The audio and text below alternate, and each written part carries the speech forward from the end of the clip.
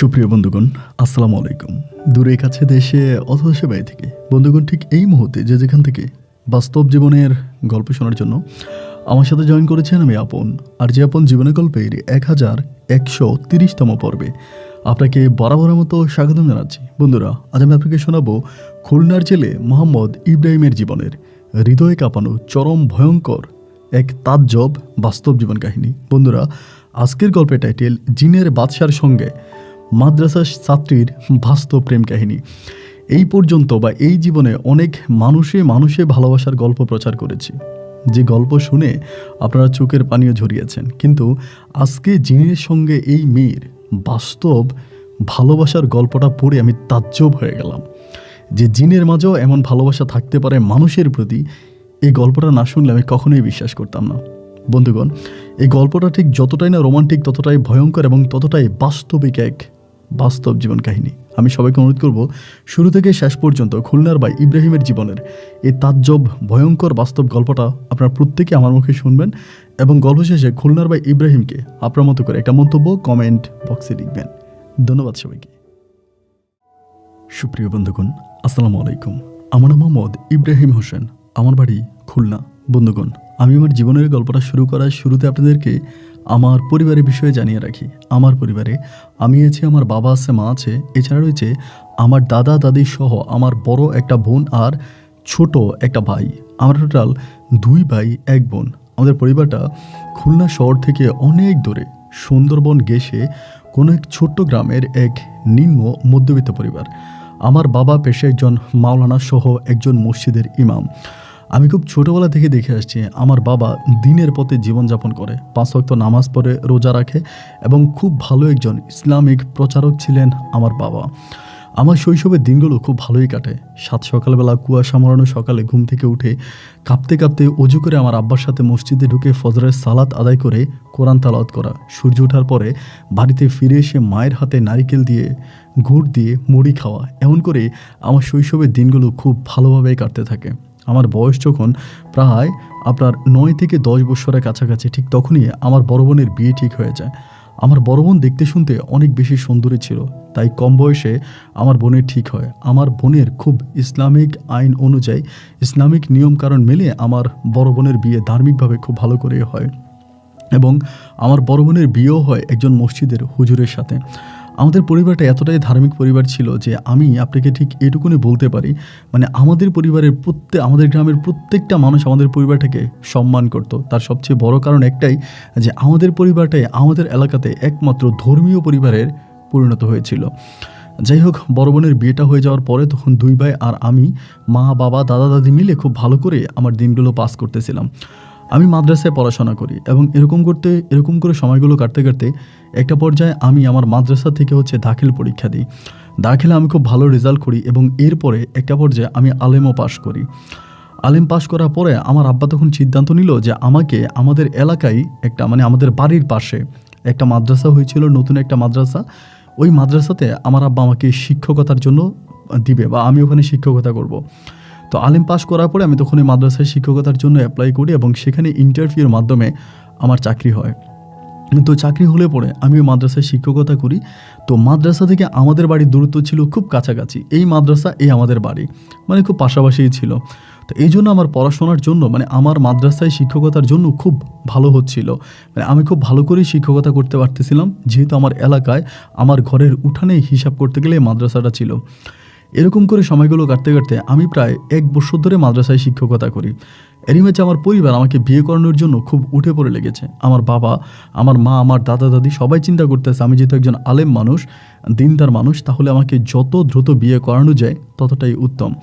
কিন্তু ভাই, আমার মাথায় না বারবার একটা জিনিস আসতেছিল, আমি হুজুর মানুষ হয়েও কথাগুলো বাস্তবতার খাতিলে বলি।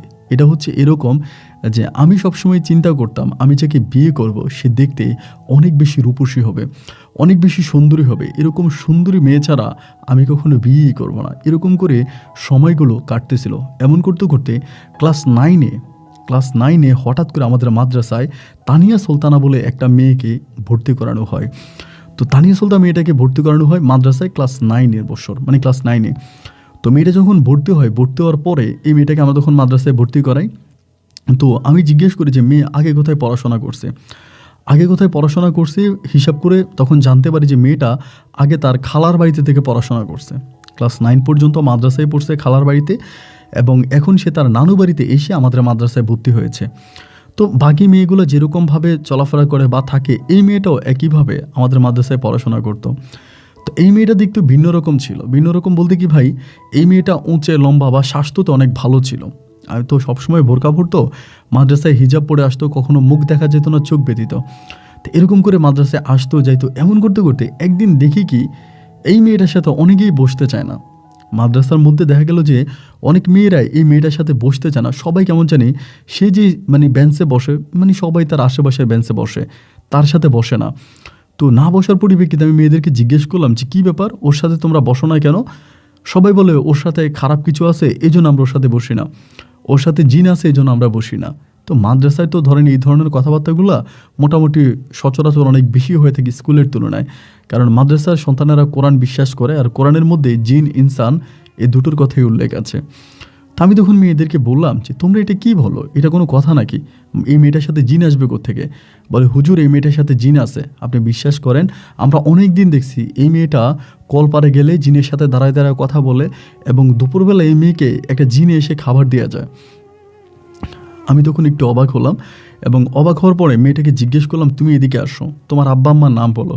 আমি প্রথম জানতে পারি যে মেয়ের বাবা মা দুজনেই মৃত। মেয়ের বাবাও মারা গেছে, মাও মারা গেছে, এবং বাবা মা মারা যাওয়ার পরে মেয়েটা মেয়ের নানু বাড়িতে চলে আসে। নানু বাড়িতে থাকা অবস্থায় মেয়েটাকে তার খালা নিয়ে যায়, খালা রেখে খালার বাড়িতে পড়াশোনা করায়। তো আমি বললাম যে তুমি তোমার খালার বাড়ি থেকে চলে আসলা কেন, ওখান থেকে চলে আসার কারণটা কি? মেয়েটা আমাকে বলতেছে যে আমি জানি না আমার খালা আমাকে কেন বিদায় করে দিয়েছে। আমার ভিতর তখন অনেক কৌতূহল জাগলো যে এই মেয়েটা আসলেই কে, এবং এই মেয়েটার পরিচয় কি, কেন বাকি মেয়েগুলো বললো যে তার সাথে জিন আছে। যাই হোক, ক্লাস শেষ হলো, এবং ক্লাস শেষ হওয়ার পরে সব মেয়েগুলো চলে গেল। তো ক্লাস 9-এ হালিমা নামের একটা মেয়ে আছে, খাদিজাতুল হালিমা। ওই হালিমা মেয়েটা মোটামুটি আমার ক্লাসের মধ্যে একজন ভালো স্টুডেন্ট, ভালো ছাত্রী। হালিমের আমি তখন অফিস কক্ষে ডাক দিলাম, অফিস ছুটি আপনার মাদ্রাসা ছুটি হওয়ার পরে ডাক দিলাম। পরে আমি বললাম যে হালিমা, আজকে তোমাদের ক্লাসে যে ঘটনাটা ঘটলো তানিয়া মেয়েটাকে নিয়ে, এই মেয়েটাকে কি ঘটলো বা ঘটনাটাকে আমাকে একটু বিস্তারিত খুলে বলো। আমাকে বললো হুজুর আপনি বিশ্বাস করেন এই মেয়েটার সাথে জিন আছে। এটা শুধু আমরা দেখেছি তা না, আমাদের মাদ্রাসার সব ছেলে মেয়েরাই দেখেছে। মেয়েটা যখন একা থাকে তখন জানি কার সাথে কথা বলে, এবং মেয়েটা যখন আপনার তার যখন ক্ষুধা লাগে তার কেউ এনে এটা দেয় ওটা দেয়, সে কোনো সুস্বাদু খাবার খায়, যে খাবারগুলো সচরাচর আমাদের এলাকাতে পাওয়া যায় না। তাহলে এই ধরনের খাবারগুলো মেয়েটা কোত্থেকে খায়? এই মেয়েটা এই খাবারগুলো পায় কোথা থেকে আপনি বলেন তো? ওদের কথা শুনে না ভাই, আমার ভিতরে এই মেয়েকে নিয়ে কল্পনার পরিমাণ বাড়তেই থাকে। একটা পর্যায়ে আমি বললাম যে ঠিক আছে তুমি যাও, হালিমাকে বিদায় করে দিলাম। এবং পরের থেকে না এর পরের দিন থেকে না আমি মেয়েটাকে খুব ফলো করতে থাকি। ফলো করি বলতে কি, কীভাবে ফলো করি আমি আপনাকে বলি। মেয়েটা যখন লাঞ্চের সময় হতো, আমাদের মাদ্রাসার ছুটি হয়ে গেছে, সবাই লাঞ্চের জন্য বেরিয়ে গেছে, এই মেয়েটা দেখে কি কলপাড় থেকে না বা কিছু আপনার যে নীরব জায়গাগুলো যেখানে আমাদের ছেলেমেয়েরা কম যায়, ধরেন লাঞ্চের সময় হয়েছে, সব মেয়েরা তো একসাথে থাকবে, সব মেয়েরা একসাথে থাকে, একসাথে চলে। যদিও তানিয়ার সাথে অন্য মেয়েরা খুব বেশি একটা মিশতে চায় না, এরপরেও তো অন্য মেয়েগুলোর সাথে তার একটা যাতায়াত বা কথাবার্তা থাকবে। অবাক করা বিষয় কি জানেন, আমি খেয়াল করে দেখি যে তানিয়া ওই বাকি যে মেয়েগুলো আছে ওই মেয়েগুলোর সাথে মিশে না, এবং বাকি মেয়েগুলোও মিশে না, এবং তানিয়া লাঞ্চ হওয়ার পরে খুব নীরব জায়গায় চলে যায়। ধরেন কোনো একটা ঝোপঝাড়ের মধ্যে বা নীরব কোনো একটা জায়গায় বা কলপাড়ে একা বা ওরকম জায়গাগুলোর মধ্যে গিয়ে না সে কিছু খেয়ে আসে। ধরেন কোনো খাবার খাইছে এবং তার মুখ থেকে মাংসের গন্ধ পাওয়া যায়, বিভিন্ন ধরনের সুস্বাদু খাবারের গন্ধ পাওয়া যায়। তো আমি জিজ্ঞেস করি যে তানিয়া তুমি কী খাইছো? আমরা হুজুর আমি হালিম খাইছি, হুজুর আমি মাংস খাইছি, হুজুর আমি উটের মাংস খাইছি, এরকম করে আমাকে বলে। তো আমি কিন্তু মেয়েটাকে এই পর্যন্ত দেখিনি, এবং এরকম করে সময়গুলো কাটতে কাটতে একদিন আমি মেয়েটাকে দেখলাম আমাদের মাদ্রাসার মধ্যে। যদিও হুজুররা এইভাবে সচরাচর মাদ্রাসার ছাত্রীদেরকে দেখে না, এই মেয়েটাকে আমি দেখলাম, এবং দেখার পরে যেটা দেখলাম যে তার মুখটা একেবারে গোল আকৃতির মুখ, গোল ফেস, এবং ওর মুখের চেহারাটা অসম্ভব রকম সুন্দর। আমার দৃষ্টিতে এরকম সুন্দর মেয়ে আমি আর দেখি নাই। যেমনই লম্বা, তেমনই ফর্সা, তেমনই সুন্দরী, এবং তেমনই তার মুখে মায়ায় ভরা টুইটুম্বর। এরকম মায়াবী চেহারা দেখার পরে আমি না তার প্রতি আকৃষ্ট হয়ে গেছি। এক দৃষ্টিতে তাকে দেখার পরেই আমার ভিতরে তার জন্য ভালোবাসা কাজ করতে শুরু করে। যদিও সে আমার বয়সে অনেকটাই ছোট ছিল, ছোট বলতে অনেকই ছোট। আমি তখন চিন্তা করলাম যে কী করা যায়, এবং এই মেয়েটার সম্বন্ধে আমি তখন আরও যাচাই বাছাই শুরু করে আদৌ এই মেয়েটার সঠিক ঠিকানা কোথায়। আমি একদিন তার মামার সাথে কথা বলি। তার মামা আমাদের এলাকাতে, মানে আমাদের মাদ্রাসার এখানে তার মামার একটা দোকান আছে, মুদির দোকান আছে। মামার সাথে কথা বলি, এবং মামার সাথে কথা বলার পরে তানিয়া সম্বন্ধে জিজ্ঞেস করি মাদ্রাসায় পড়া অবস্থায়, এবং তানিয়া সম্বন্ধে জিজ্ঞেস করার পরে তার মামা আমাকে ডিটেলসে বললো এই মেয়েটার মা বাবা দুজনেই মারা যায়। মারা যাওয়ার পরে মেয়েটা তাদের বাড়িতে আসে এবং এখান থেকে তার ছোটো বোন মেয়েটাকে নিয়ে যায়। তো আমি বললাম যে আপনার ছোটো বোনের বাড়িতে তো মেয়েটা ক্লাস 9 পর্যন্ত পড়াশোনা করলো, এবং ক্লাস 9-এর পরে কেন মেয়েটাকে ওখান থেকে নিয়ে আসলেন? পরে আমাকে বললো যে হুজুর, মূল কথা হচ্ছে আমার মেয়েটাকে, মানে আমার ওই ভাগ্নিটাকে একটা জিন খুব পছন্দ করে, আর ওই জিনের নাম হচ্ছে খাদিম, খামিল, সরি, জিনের নাম হচ্ছে খামিল। ওই খামিল জিন, খামিদ নাম হচ্ছে খামিদ। তো খামিদ জিনটা আমার ভাগ্নিটাকে অনেক পছন্দ করে, এবং আমার বোন অনেকভাবে, মানে আমার বোন অনেকভাবে চেষ্টা করছে তার বাড়িতে আমার ভাগ্নিটাকে রাখার জন্য। তো একটা পর্যায়ে দেখা গেল এই খামিদ জিনটা সরাসরি আমার বোনের, মানে আমার ওই ভাগ্নির কাছে আসে, আমার ভাগ্নির সাথে কথা বলে, আমার ভাগ্নির সাথে সম্পর্ক করে, এবং আমার যে অন্য ভাগ্নিরা আছে আমার ছোটো বোনের, তারা তখন ভয় পেয়ে যায়। ওর সাথে কেউ ঘুমাইতে চায় না, ওর সাথে কেউ কথা বলতে চায় না। এক পর্যায়ে আমার ছোটো বোন বাধ্য হয়ে এই তানিয়াকে আমাদের বাসায় পাঠাই দেয়, মানে আমাদের বাড়িতে পাঠাই দেয়, এবং ওখান থেকে তানিয়াকে আমি আপনাদের মাদ্রাসায় ভর্তি করি। আমি তখন বললাম, আপনার কথাগুলো আমাকে খুব অবাক করে দিল। তো আপনারা কি এটা নিয়ে কোনো কবিরাজ বা হুজুর এরকম কারোর সাথে কোনো যোগাযোগ করেন নাই? পরে বলে, আপনি বিশ্বাস করেন হুজুর, আমরা অনেক কবিরাজের কাছে গিয়েছি, হিন্দু মুসলিম মিলিয়ে অনেক তান্ত্রিকের কাছে গিয়েছে, এবং তান্ত্রিকদের কাছে গেলে পরে তান্ত্রিকটা তাবিজ দেয়, এটা দেয় ওইটা দেয়, কিন্তু এতে আমার ভাগ্নের কোনো কাজ হয় না, কোনো উপকার হয় না। হয়তো তাবিজগুলো থাকার পরে 1 দিন 2 দিন ভালো থাকে, এবং খুব কম সময়ের ভিতরে ওই জিনটা তাকে আবারও দখল করে নেয়। আমি শুনেছিলাম ওই খামিদ নামের যে জিনটা আছে, ওই জিনটা নাকি জিনের একটা গ্রুপের সর্দার, এবং জিনের সর্দার হওয়ার কারণে তার জিন, মানে ক্ষমতা এত বেশি, এত পাওয়ার যে তারে আসলে কোনো তাবিজ তো মানে দমন করা যায় না। কিন্তু আমি যেহেতু মাদ্রাসা লাইনে পড়াশোনা করছি, এবং আরেকটা বিষয় আমি এখানে বলে রাখি, আমার ছোটোবেলা থেকে না এই তান্ত্রিকের জিনিসগুলো বা জিনের জিনিসগুলো নিয়ে আমি রিসার্চ করতাম, বাট এটা আমি কোনো প্র্যাকটিক্যালি কাজ করি নাই, মানে কখনও কারো উপরে কাজ করি নাই, বা এটা আমি কখনও কারো উপর প্রয়োগও করি নাই। শুধুমাত্র এই জিনিসগুলো আমি রিসার্চ করেছি, আমি এগুলো জেনেছি এবং আমার নিজের মাঝে রেখেছি, অতটুকুই। তো যাই হোক, আমি মেয়ের মামার সাথে কথাবার্তা বলার পরে আমার বাড়িতে আসছি, মানে আমি তখন ফুললি সিদ্ধান্ত নিয়েছি যে এই তানিয়া সুলতানা মেয়েটাকে আমি বিয়ে করব। এই মেয়েটাকে আমি বিয়ে করবো, এবং বিয়ে করে তাকে একটা আমি সুন্দর জীবন দেব। দেখেন, এই মেয়েটার হিসাব করতে গেলে ব্যাকগ্রাউন্ডে কেউ নাই তার বাবা, নাই তার মা, এবং খালার যে ছিল সেও গেল, এবং মামারা যে আছে তারাও ওভাবে তাদের ভাগ্নিদেরকে দেখবে না। আগে পরে মেয়েটার যে একটা কলঙ্ক আছে, যে মেয়েটার সাথে একটা খারাপ জিনের সম্পর্ক আছে, একটা জিনের সর্দার মেয়েটাকে ভালোবাসে, তো সেই ক্ষেত্রে কিন্তু এই মেয়েটাকে অন্য কেউ বিয়েও করবে না, মেয়েটাকে বিয়েও করবে না। এই মেয়ের জীবনটা কিন্তু পরিপূর্ণভাবে নষ্ট হয়ে যাবে। তো সেই জায়গা থেকে যেহেতু মেয়েটা দেখতে শুনতে ভালো, আর ছোটোবেলা থেকে আমার একটাই ড্রিম ছিল যে আমার বউ দেখতে অনেক সুন্দরী হবে, তা মেয়েটার সাথে আমার কথা কাজে বা সব কিছুতে যেহেতু মিলে গেল, আমি মেয়েটাকে বিয়ে করব। এই বলে আমি তখন আমার পরিবারকে বিষয়টা জানাইলাম, আমার আব্বাকে, আমার আম্মাকে, এবং আমার ছোটো ভাইকে। তারা তখন বলল যে ঠিক আছে। এর পরের দিনে আমার মা এই মেয়েটাকে দেখার জন্য আমাদের ওখানে গেল, মানে আমাদের মাদ্রাসায় গেল। মাদ্রাসায় অফিস কক্ষে মা যাওয়ার পরে আমি তখন তানিয়াকে ডাকলাম, এবং তানিয়া তখন আসলো। আসার পরে মা তানিয়াকে দেখলো। এক দেখায় মা আমাকে বলতেছে, আলহামদুলিল্লাহ, মাশাল্লাহ, মেয়ে দেখে আমার খুব পছন্দ হয়েছে। এরকম একটা মেয়েই তো আমি আমার ছেলের বউ হিসাবে খুঁজতেছিলাম।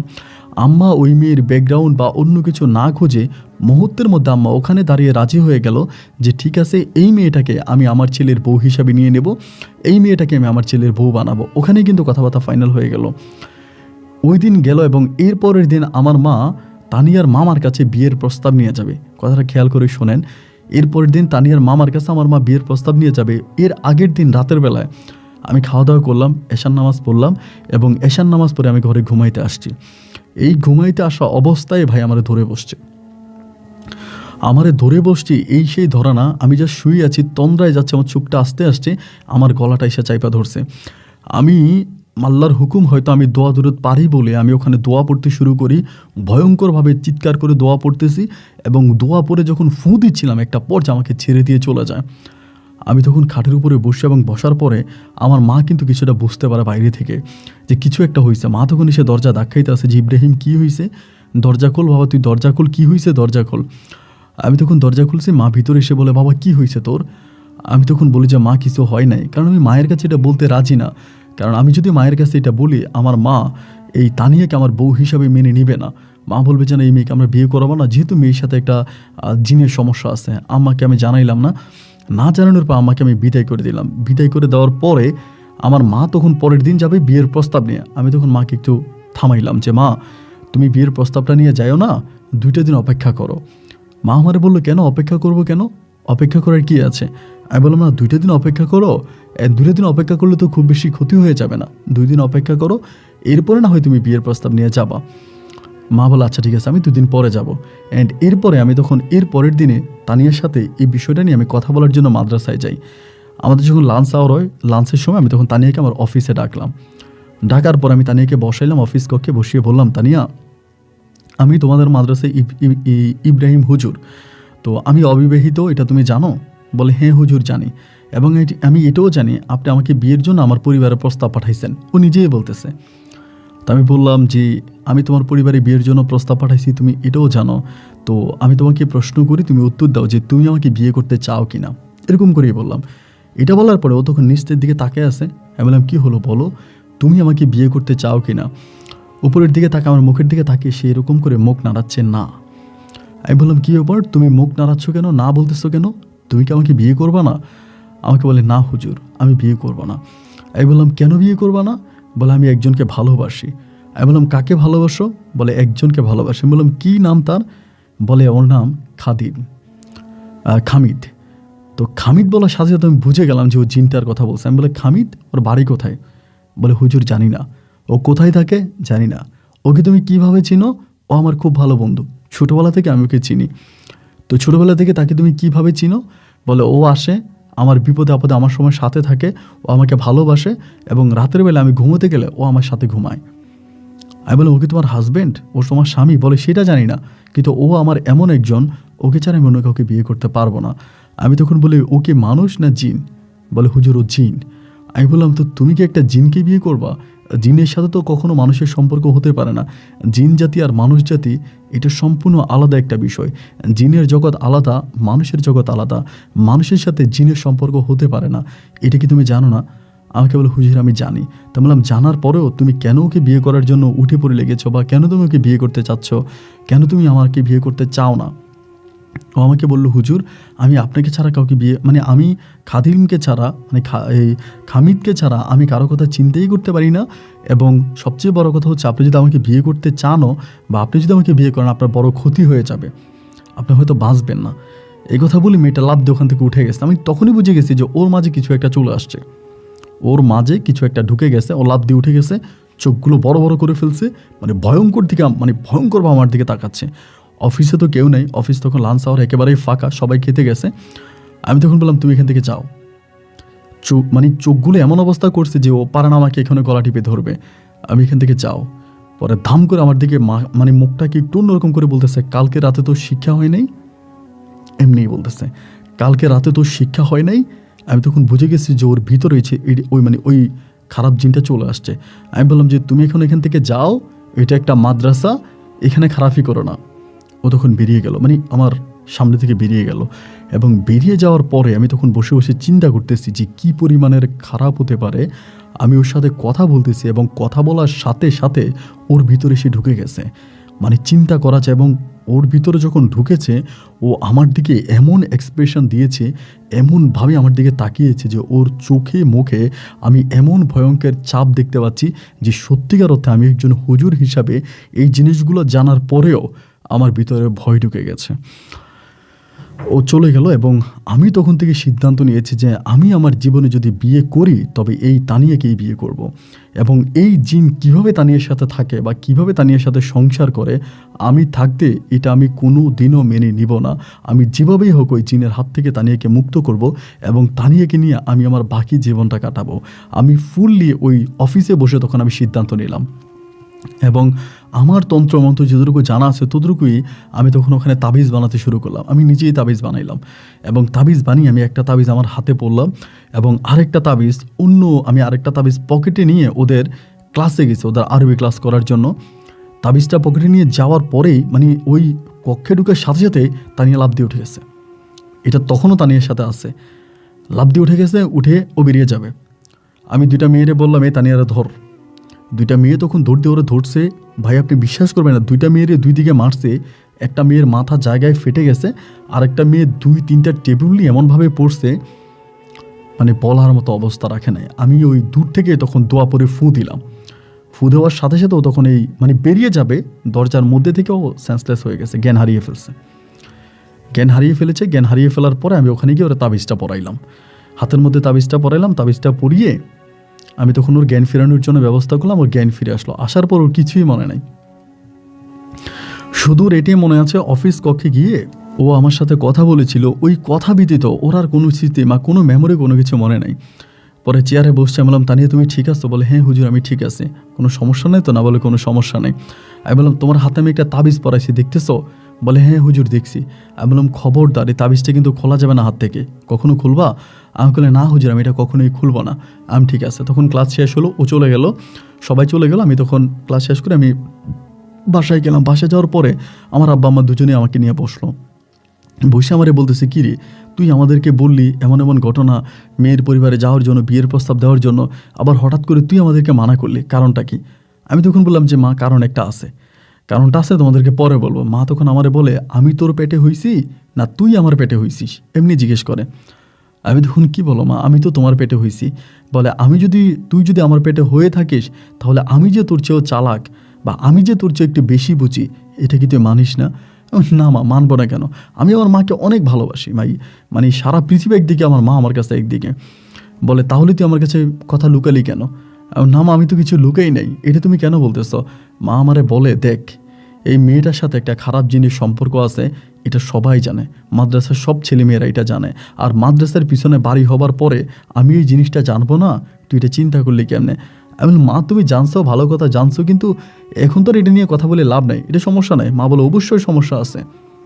আমি জেনে শুনে একটা জিনে আক্রান্ত মেয়েরে আমার ঘরে তো আমি বউ বানায় আনবো না। আমি বললাম, মা দেখো মেয়েটা অনেক অসহায়, ওর বাবা নাই মা নাই, ওর নানুর বাড়িতে বড় হয়েছে, এরকম কোনো কথা বলো না যেটা বললে আল্লাহর গায়ে সইবে না বা আল্লাহ সহ্য করবে না। তুমি এরকম কোনো কথা বলো না। আমার মা তখন আমাকে একটা কথাই বলে যে আমি জেনে শুনে বুঝে আমি তো বিষ পান করতে পারি না। মা তখন এই বিয়ে থেকে পরিপূর্ণভাবে সরে গেল। সরে যাওয়ার পরে রাতের বেলায় আমি তখন কথাবার্তা শেষ হলো আম্মুর সাথে, আমি তখন ঘুমাইতে গেলাম। ঘুমাইতে যাওয়ার পরে আমি তখন আমার খাটে বসে চালান দিলাম বলতে চালান দেওয়া শুরু করবো আর কি, মানে চালান শুরু করব, এমন সময় ওটাই যে এসে হাজির, মানে খামিদ এসে হাজির আমার ঘরের মধ্যে এসে খাজে। ঘরের কোণার ভিতরে একটা সাদা, আপনার একদম দাফনের কাফনের মতো একটা কাফন পড়ে আছে, সাদা কোণার ভিতরে বসে আছে। আমি জাস্ট আপনার দোয়া পড়বো এর আগেই, মানে ওরে আমি ডাকবো এর আগেও চলে আসছে। মানে একটা জিনের ভিতরে যতটুকু চালাকি থাকা উচিত, ওর ভিতরে তার চেয়ে অনেক বেশি আছে, মানে অনেক বেশি, কারণ জিনদের সর্দার। এরপর ও তখন মুখটা সরালো। আমি ওর চেহারাটা দেখে আমি এত ভয় পেয়েছি বলার মতো না। এবং আমি ওরে জিজ্ঞেস করলাম ওর বয়স কত। ওর বয়স শুনে আমার মাথায় আসমানটা ভেঙে পড়ছে। আমি বলি যে আপনার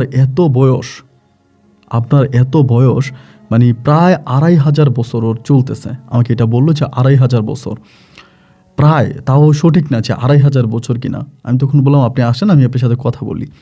তো চালানের মাধ্যমে উনি আমার সামনে আসছে, এসে বসছে। বললাম, আপনার বয়স 2500 বছর, আর তানিয়ার বয়স খুব বড় জোর হইলে 16 থেকে 17 বছর হবে, এর বেশি হবে না। তো আপনি কিভাবে 2500 বছরের একজন মানুষ হয়ে বা জিন হয়ে আপনি 16-17 বছরের একটা মেয়েকে এইভাবে প্রেমের ফাঁদে ফেলে তাকে বিয়ে করার চেষ্টা করতেছেন বা তাকে অন্য কারো বউ হতে দিচ্ছেন না, কারণটা কি?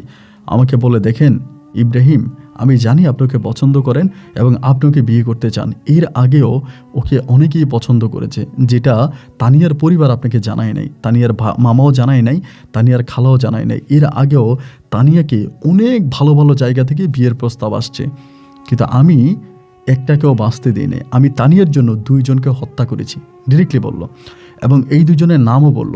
আমি বললাম, কি বলেন আপনি? বলে, হ্যাঁ, তানিয়ার খালার বাড়িতে এই 2 জনে বিয়ের প্রস্তাব নিয়ে আসছিল, 2 জনেই প্রবাসী ছিল, আমি ওদের 2 জনকেই হত্যা করেছি। আপনি খবর যদি না নিয়ে থাকেন, আপনি খবর নেন। এবং সেদিন রাতে আমি আপনাকেও হত্যা করতাম, কিন্তু আপনার মন্ত্রের জ্বালায় আমি সইতে পারিনি, আমি চলে গেছি, তা না হলে আমি আপনাকেও হত্যা করতাম। আমি তখন বললাম যে আপনি কেন এগুলো করবেন? আপনি এগুলা কেন করবেন? আপনি তো এগুলো করতে পারেন না। আপনাদের জগৎ আলাদা, আমাদের জগৎ আলাদা। আপনি তো আমাদের জগতে এসে আমাদের কোনো মেয়ের উপরে এইভাবে টর্চার করতে পারেন না। উনি তখন আমাকে বলে, "আমি তো টর্চার করি না।" আমি বললাম, "টর্চার করেন না?" আমি যে ওনার সাথে কথা বলতেছি ভাই, উনি তখনও ওই সাদা কাপড়টা পরে, মানে সাদা দাফনের কাপড়টা তার মুখে পেঁচিয়ে আছে। আমার সামনে বসে আছে, স্পষ্ট আমি দেখতেছি এবং তার সাথে সরাসরি কথা বলতেছি। আমি তখন বললাম, "তাহলে?" ও বলে, আমি এই মেয়েটাকে কোনো টর্চার করি না, তাকে কোনো অত্যাচার করি না। ছোটোবেলা থেকেই মেয়েটা খুবই অসহায়। তার বাবা মা মারা যাওয়ার পরে তাকে দেখাশোনার মতো কেউ ছিল না। ওর এই ছোটোবেলায় আমি ওর সাথে খেলার সাথে ছিলাম, আমি ওর সাথে খেলতাম, আমি ওকে খাওয়াইতাম, আমি ওকে গোসল করাইতাম। ও বেশ কয়েকবার পুকুরে পড়ে গেছিল, মানে মরে যেত। আমি পুকুরে ওকে মৃত্যুর হাত থেকে আমি ফিরে আনি। ও ছোটোবেলায় অনেকবার অসুস্থ হয়েছিল, আমি ওর চিকিৎসা করি, মানে আমি ওর সেবা করি, আমাকে ভালো করি। এবং রাতে রাতে মা যেমন করে সন্তানের মাথায় হাত বুলিয়ে দিয়ে ঘুম পাড়ায় দেয়, আমি একইভাবে তানিয়ার মাথায় হাত বুলিয়ে দিয়ে আমি তানিয়াকে ঘুম পাড়াই। তানিয়ার সাথে আমার সম্পর্ক কি এটা আমি জানি না, তবে আমি এটা বুঝি যে খামিদ বেঁচে থাকতে তানিয়াকে কেউ বিয়ে করতে পারবে না, এটা কোনোভাবেই সম্ভব না এবং এটা আমি কোনোভাবেই মেনে নিব না। আপনাকে আমি আপনার ভালোর জন্য আমি আপনাকে লাস্ট বারের মতো ওয়ার্নিং দিয়ে যাচ্ছি, আপনাকে বলে যাচ্ছি যে আপনি কোনোভাবেই তানিয়াকে বিয়ে করার মতো দুঃসাহস দেখাবেন না, এতে আপনার প্রাণহানি ঘটতে পারে। যেহেতু দুজনকে আমি হত্যা করেছি, আপনাকে হত্যা করতে আমার বেশি সময় লাগবে না। আপনার ওই তন্ত্র মন্ত্র কোনো কিছু আমাকে আটকাতে পারবে না। আপনি যে তানিয়ার হাতে তাবিজ পরিয়েছেন, এটাতেও কোনো কাজ হয়নি। কালকে দেখবেন যে ওই তাবিজ আছে কিনা। ওই তাবিজ আমি নিজের হাতে খুলে ফেলেছি। তাহলে আমার ক্ষমতা সম্বন্ধে আপনি বুঝতে পারেন। আপনি আমার নামে কার কাছে বিচার দিবেন? আমি আমাদের দলের সর্দার। আমি তখন বললাম যে ঠিক আছে, তাহলে দেখি কি করা যায়। এই বলে ওর কাছ থেকে আমি তখন বিদায় নিলাম। সারাটা রাত আমি ঘুমাইতে পারি নাই। সারাটা রাত আমি বসে আছি, কি করা যায়। সকালে ফজরে আজান দিল, আমি তাহাজ্জুদ পড়ে ফজর পড়ে আমি তখন একটু বাইরে হাঁটতে বেরোলাম। হাঁটতে বেরোয়ার পরেও ভাই, মানে আমি দেখতেছি যে ও কিন্তু আমার পিছু ছাড়তেছে না, আমার আশেপাশে আছে এবং আমাকে ও যে কোনো সময় আক্রমণ করতে পারে। শুধু তাবিজ এবং ওই মন্ত্রের কারণে হয়তো খুব বেশি একটা কাছে ভিড়তে পারে না, কিন্তু আক্রমণ করার পরিকল্পনা আছে। তো যাই হোক, আমার নানু বাড়িতে একজন বড় মাপের তান্ত্রিক আছে, আমার জানা মতো আর কি। উনি অনেক বয়স হয়ে গেছে, আগে এই ধরনের কাজ করতে, এখন আর করে না। তো আমার দৃষ্টিতে উনি অনেক বড় একজন তান্ত্রিক, মানে কবিরাজ। আমি যতটুকু শিখেছি কবিরাজি বেশিরভাগ আমার ওনার কাছ থেকেই শিখা। উনি আমার ওই লাইনের ওস্তাদ বলা চলে। সকালবেলা আমি তখন সাইকেলটা বের করে ওনার বাড়ির দিকে রওনা দিছি।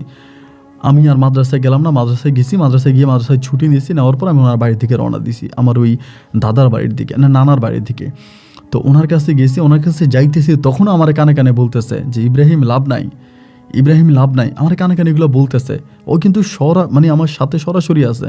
কানে কানে বলতেছে, ইব্রাহিম যতই চেষ্টা করো লাভ নাই, তুমি বৃথা চেষ্টা করতেছো, তুমি মানে অন্যায় করতেছো। আমাকে এরকম করে বলে। আমি আমার ওই নানার কাছে গেলাম, গিয়ে নানার পাশে বসছি। বসার পরে নানা আমার দিকে তাকায় সব বুঝে গেছে, কারণ উনি তো এই লাইনের ওস্তাদ, এই লাইন সম্বন্ধে উনি অনেক ভালো জানে। আমার দিকে তাকিয়ে বলতেছে, আমার কাছে কেন আসছিস? মেয়ের অভাব পড়ছে এই দুনিয়াতে, মেয়ের অভাব, তা কেন আমার কাছে আসছিস? আমি নানার দিকে তাকিয়ে বললাম, নানা আমি চলে যাব, শুধু একটা প্রশ্ন করব, আপনি যদি ওই একটা প্রশ্নের উত্তর আমাকে দিয়ে দেন, আমি এখানে আর একটা সেকেন্ডও বসবো না, আমি এখান থেকে ডিরেক্টলি এখনই চলে যাব। নানা বলে, ঠিক আছে বল তোর প্রশ্নটাকে। এবং আমার প্রশ্ন হচ্ছে, এই দুনিয়াতে সৃষ্টির শ্রেষ্ঠ জীব কে, মানুষ না জিন? নানা বলে, তো ক্লাস 2 এর বইয়ের মধ্যে আছে, তুই মাদ্রাসায় শিক্ষকতা করিস, তুই কি জানিস না এটা? মানুষ সৃষ্টির শ্রেষ্ঠ জীব। আমি বলি, তাহলে মানুষ যদি সৃষ্টির শ্রেষ্ঠ জীব হয়ে থাকবে, তাহলে আমি কেন একজন জিনের কাছে হেরে যাব? আমি রাসূলের উম্মত, আমি আদম সন্তান, আমি কেন একজন জিনের কাছে হেরে যাব? আমি তো একজন জিনের কাছে হেরে যাওয়ার প্রার্থী নয়। আপনি আমাকে কোন কাপুরুষত্ব নিয়ে বললেন যে মেয়েটাকে বিয়ে না করার জন্য? তার মানে কি আমি জিনের কাছে হেরে যাব? আমি জিনের কাছে হেরে গিয়ে আমি তানিয়াকে ছেড়ে দিব? নানা আমাকে বলল যে, দেখ, সব জিন একরকম না। এটা যদি নর্মাল কোনো জিন হতো, তুই এটার সাথে যুদ্ধ করতে পারতি বা তুই হয়তো সফলতা আনতে পারতি, কিন্তু এই যে জিনটার, মানে যেই জিনটার সম্বন্ধে তুই আমার কাছে আসছিস বা যে জিনের সাথে তুই যুদ্ধে লাগতেছিস, এই জিনটা কিন্তু হিসাব করলে জিনদের বাদশা। ওনার সাথে ফাইটিং করে তুই টিকতে পারবি না। আমি তখন বললাম, তাহলে তো প্রমাণ হয়ে গেল যে সৃষ্টির শ্রেষ্ঠ জীব জিন, সৃষ্টির শ্রেষ্ঠ জীব মানুষ না। নানা তখন আমাকে বলে, যে মেয়েটাকে তুই বিয়ে করতে চাস ওই মেয়েটাও তো ছেলেটাকে পছন্দ করে বা ওই জিনটাকে পছন্দ করে, ওই জিনের সাথে থাকতে চায়। আমি বললাম যে এটা আপনি ভুল বললেন, একটা মেয়েকে জিনে তন্ত্র মন্ত্র দিয়ে তাকে ভুলায়া ভালায় রাখছে, আর এটাই কি সত্য নাকি? আদৌ এটা সত্য না। বড় সত্য হচ্ছে যে আমি ওকে পছন্দ করি, ওকে আমি বিয়ে করব। নানা তখন আমাকে একটা তাবিজ দিল, দুইটা তাবিজ দিল, দিয়া বলল, একটা তোর হাতে বাঁধবি, একটা মেয়ের হাতে বাঁধবি, তবে এখান থেকে যাওয়ার সময় তুই এটা পড়তে পড়তে যাবি এবং তোর সামনে যতই ভয়ানক কিছু হোক তুই কিন্তু পিছপা হবি না। আমি বললাম, না না, আপনি আমাকে এগুলো কেন বলতেছেন? আমি নিজেই তো একজন কবিরাজ, আমার কি হবে? আমি যাচ্ছি। আপন ভাই, আপনি বিশ্বাস করবেন না, সাইকেলটা নিয়ে যখন রওনা দিছে আমার কাছে মনে হচ্ছে যে পিছন থেকে আমার সাইকেলটা টেনে ধরে রাখছে। ভয়ঙ্করভাবে পিছন থেকে আমার সাইকেলটা টেনে ধরে রাখছে। আমি সাইকেলটা নিয়ে কোনোভাবেই সামনের দিকে যেতে পারছি না। সাইকেলটা নিয়ে সামনের দিকে যেতে পারছি না। আমি তখন সাইকেলটা রাস্তায় ফেলে দিছি এবং রাস্তায় সাইকেলটা ফেলে দেওয়ার পর আমি তাবিজগুলো নিয়ে যাচ্ছি। ভাই, এত পরিমাণের তুফান, মানে তুফানে মনে হয় যেন আমাকে মানে রাস্তা থেকে ফেলে দিবে এমন একটা অবস্থা। হাইরে বৃষ্টি, মানে বৃষ্টিতে আমার পুরো শরীর ভিজে গেছে। তুফানে মনে হয় যেন আসমানটা ভেঙে যাবে এমন একটা অবস্থা। আমি আমার বাড়িতে হেঁটে হেঁটে গেছি। উঠানে যাওয়ার পরে, মানে আমার বাড়ির আঙিনায় যাওয়ার পরে দেখি আর কোনো বৃষ্টি নেই, আর কোনো তুফান নেই। আমি ঘরে গিয়ে বললাম, মা, আমার একটা পাঞ্জাবি, তো আমার পাঞ্জাবিটা ভিজে গেছে, আমি পাঞ্জাবিটা মানে চেঞ্জ করবো। আমার আম্মাকে বলতেছি। আমার আম্মা তখন আমারে বলে, তুই কি পাগল হয়ে গেলি? কত সুন্দর রোদ উঠে এসেছে, আকাশে কত বড় সূর্য, তোর শরীরে তো এক ফোঁটা পানিও নাই, তুই কি পাঞ্জাবি চেঞ্জ করবি? তোর পাঞ্জাবি ভিজে গেছে। মানে আমি তখন নিচের দিকে তাকাই, দেখতেছি আসলেই তো ঠিক, আমার পাঞ্জাবি একটা ফোঁটাও ভিজে নাই, পাঞ্জাবি যেমন আছে তেমনই। কিন্তু এটা হলো কেন? আমার তখন হঠাৎ মনে পড়ছে, আর আমি তো আমার শরীর বন্ধ করি নাই। আমি যে নানার ওখান থেকে রওনা দিয়েছি, আমি কিন্তু আমার শরীরটা বন্ধ করি নাই। যদি শরীরটা আমি বন্ধ করতাম তাহলে কিন্তু এগুলো হতো না। আমি তখন আমার শরীর বন্ধ করি, ঘরের মধ্যে গিয়ে শরীর বন্ধ করি, এবং বন্ধ না দিয়ে আমি তখন চিন্তা করতেছি যে কি করা যায়। পরের দিন মাদ্রাসায় গেছি, যাওয়ার পরে আমি ওই তাবিজটা নিয়ে গেছি। তখন তানিয়া মাদ্রাসায় আসে নাই। আমি তখন মাদ্রাসায় গেছি, যাওয়ার পরে এই তাবিজটা নিয়ে গেছি। যাওয়ার পরে দেখলাম যে তানিয়া নাই। তানিয়া না থাকার পরে মেয়েগুলোর জিজ্ঞেস করলাম, কী ব্যাপার, তানিয়া আসে নাই? বলে, না হুজুর, তানিয়া তো আসে নাই, আজকে তানিয়া আসে নাই। আমি তখন লাঞ্চ আওয়ারে তানিয়ার বাড়িতে অন্য মেয়ে পাঠাইলাম, বললাম যে যাও তানিয়াকে মাদ্রাসায় নিয়ে আসো। আমার একজন ছাত্রী গেল, গিয়ে আমার কাছে এসে বলতেছে, হুজুর, তানিয়ার মামা বলতেছে তানিয়া নাকি মাদ্রাসায় আসছে। কি বলো, তানিয়া মাদ্রাসায় আসছে? কখন আসছে? বলে, মানে সকালবেলায় নাকি মাদ্রাসায় আসছে। আমি বললাম যে ও মাদ্রাসা আসে নাই। এটা বলার পর ওর মামা খুব টেনশন করতেছে। এই মেয়েটার সাথে কথা বলার প্রায় 5 মিনিটের মধ্যে ওর মামা তখন মাদ্রাসায় চলে আসে, একটা সাইকেল নিয়ে। আইসা আমার বলতেছে, ইব্রাহিম হুজুর। কী হয়েছে? বলে, আমাদের তানিয়া কোথায়? আমি বললাম, তানিয়া কোথায় তা আমি জানি না, আমি তো মাদ্রাসায় তানিয়াকে পাই না। উনি বলে, না, তানিয়া মাদ্রাসায় আসছে, তানিয়া মাদ্রাসা থেকে কই গেল? আপনাকে আমি বারবার বলছি যে আপনি এগুলো করবেন না, আপনি দরকার নাই। উনি কিন্তু আমাকে কিছুদিন আগে একবার, মানে যে কোনো মাধ্যমে উনি আমার কাছে পাঠাইছে যে উনি তানিয়াকে বিয়ে দেওয়ার দরকার নাই, তানিয়াকে বিয়ে দিলে ওনাদেরও ক্ষতি হবে, তানিয়ারও ক্ষতি হবে, আমাদেরও ক্ষতি হবে, এই জন্য উনি তানিয়াকে বিয়ে দিতে চায় না। উনি আমার কাছে লোক পাঠাইছে যে আমি যাতে তানিয়াকে বিয়ে নিয়ে কোনো কথাবার্তা না বলি, এটা যাতে ওখানেই বন্ধ রাখি। এখন উনি এখানে এসে আমার সাথে খুব গরম হয়ে গেল যে আপনাকে মানা করার পরও আপনি কেন তানিয়াকে বিয়ে করতে গেলেন, বা আপনি কেন তানিয়াকে বিয়ে নিয়ে কথা বলতেছেন? আমার বাগনিরে না পাইলে কিন্তু আমি আপনার নামে আমি আপনার নামে মামলা করব, এরকম করে বলে। আমি, ঠিক আছে আপনি যান। পরে উনি চলে গেল। আমি তখন অফিসের একটা কোণার ভিতরে আমার যেই জিনিসগুলো আছে ওগুলো নিয়ে বসলাম। বসে দেখে তানিয়া নাই, তানিয়ারে নিয়ে গেছে। যে খামিদ আছে, খামিদেই নিয়ে গেছে। খামিদ নিয়ে গেছে এবং নিয়ে যাওয়ার পরে ও কিন্তু এতদিন পর্যন্ত তানিয়াকে নেওয়ার চেষ্টা করছে, বাট তানিয়া যায় নাই। এবার কিন্তু তানিয়া ইচ্ছে করে ওর সাথে চলে গেছে। এর আগেও তানিয়াকে 2 বার নিয়ে গেছে, কিন্তু তানিয়া থাকে নাই।